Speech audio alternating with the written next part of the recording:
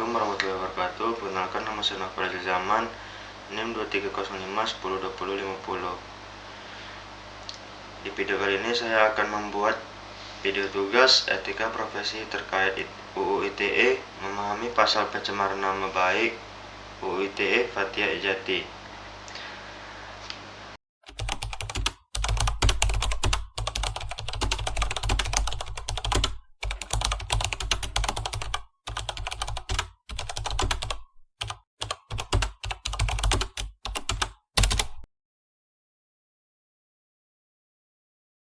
Dari video yang saya tonton, Undang-Undang Informasi dan Transaksi Elektronik atau UU ITE memiliki peran penting dalam mengatur batasan etika di bidang teknologi informasi di Indonesia. Undang-undang ini awalnya dibuat untuk melindungi masyarakat dari penyalahgunaan teknologi, namun dalam perjalanannya, penerapannya juga menimbulkan banyak perdebatan. Salah satu kasus yang menonjol adalah kasus Haris Azhar dan Fathia Maulidiyanti yang dikaitkan dengan pasal pencemaran nama baik dalam UU ITE. Dalam kasus ini, keduanya dikriminalisasi karena menyuarakan kritik terhadap dugaan pelanggaran HAM oleh seorang pejabat.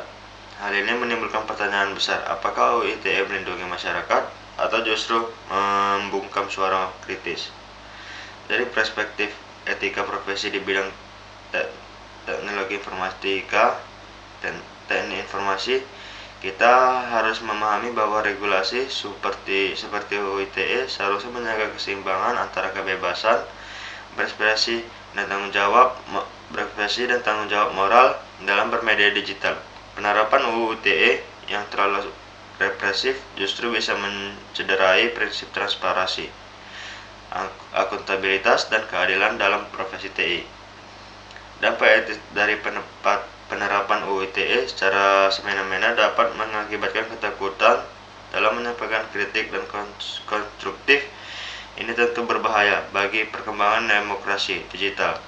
Oleh karena itu, para profesional TI harus mendorong revisi UU ITE agar lebih berpihak pada perlindungan hak asasi manusia atau HAM dan kebebasan berekspresi, tanpa mengorbankan etika dan tanggung jawab dalam berkomunikasi.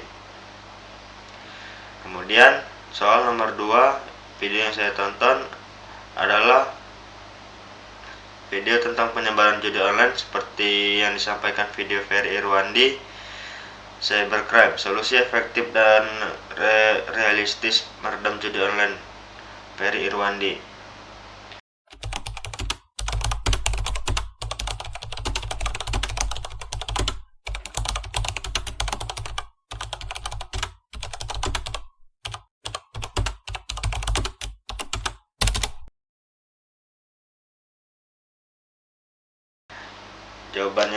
Jawaban yang telah saya buat itu penyebaran judi online di Indonesia merupakan bagian dari fenomena cybercrime yang sangat mengkhawatirkan. Judi online tidak hanya ilegal tapi juga merusak tatanan sosial dan ekonomi, terutama di kalangan masyarakat berpenghasilan rendah. Banyak dari mereka yang tergiur janji keuntungan instan dan akhirnya terjebak dalam siklus utang dan kemiskinan.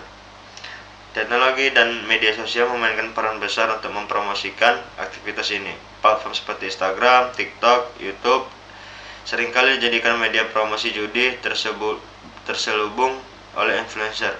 Mereka menyebarkan tautan yang mengarah ke situs ilegal dan menggunakan citra glamor untuk menarik perhatian.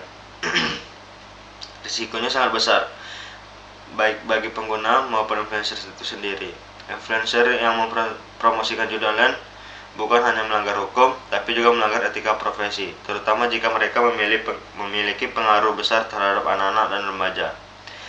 Untuk mengatasi masalah ini, pemerintah perlu mengembangkan regulasi yang lebih tegas dan melakukan pemantauan terhadap aktivitas digital. Selain itu, edukasi publik yang sangat penting. Sosialisasi mengenai bahaya judi online dan pentingnya etika dalam penggunaan teknologi informasi harus digencarkan baik di sekolah, kampus maupun komunitas. Dalam konteks profesi TI, para profesional juga memiliki tanggung jawab moral untuk melawan penyalahgunaan teknologi dan memastikan sistem yang mereka bangun tidak dimanfaatkan untuk kejahatan digital. Kemudian soal nomor 3, soal video YouTube yang saya tonton bermateri pembelajaran etika di dunia maya, waspada penggiringan opini dalam berita hoaks. Gamal.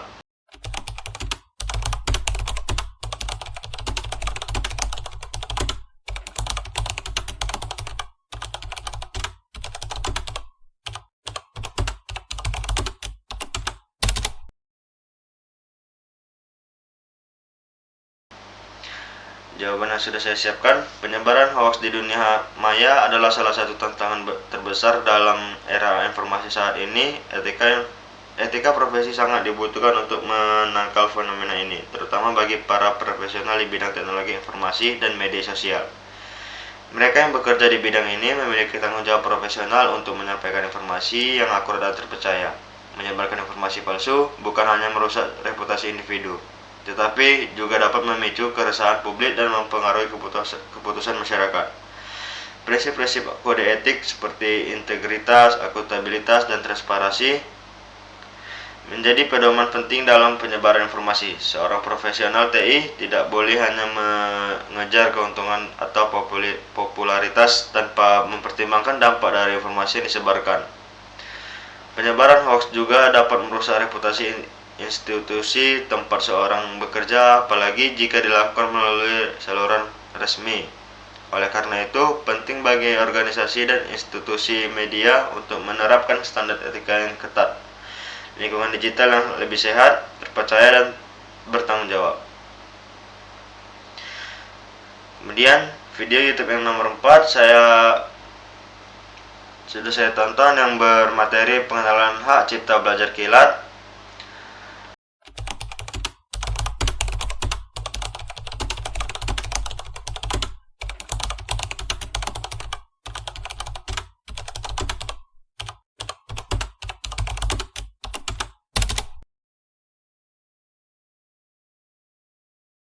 Jawaban yang sudah saya siapkan yaitu hak cipta adalah eksklusif yang dimiliki oleh pecinta atas karya intelektualnya seperti tulisan, musik, video, atau gambar. Hak ini mencakup perlindungan terhadap reproduksi dan distribusi karya.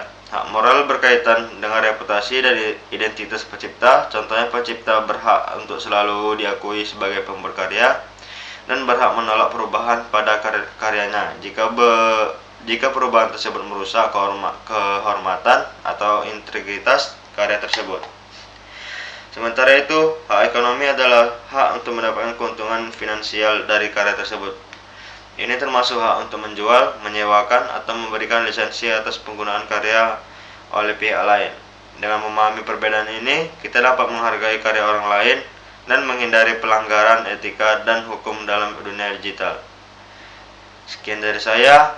Itulah tugas video etika profesi yang diberikan oleh dosen saya. Sekian dari saya. Assalamualaikum warahmatullahi wabarakatuh.